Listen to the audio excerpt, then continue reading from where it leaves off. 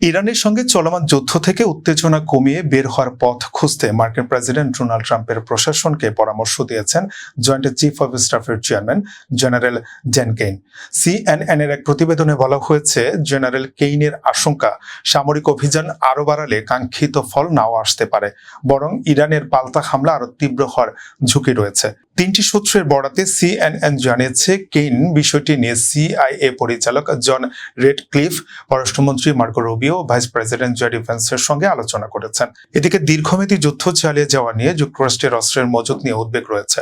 বিশেষ করে বিমান প্রতিরক্ষার ক্ষেপণাস্ত্র ও নির্ভুল হামলার অস্ত্রের মজুত কমে আসায় চাপ বাড়ছে। তবে জেনারেল কেইন মনে করেন, প্রয়োজন হলে যুক্তরাষ্ট্র ইরানের সামরিক সক্ষমতায় বড় ধরনের ক্ষতি করতে পারে, কিন্তু এতে সংঘাত আরও ছড়িয়ে পড়ার ঝুঁকিও রয়েছে।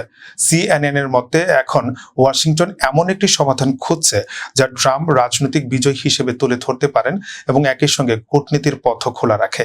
এর অংশ হিসেবে হরমুজ প্রণালী দিয়ে বাণিজ্যিক জাহাজ চলাচল পুনরায় চালুর বিষয়ে আলোচনা চলছে।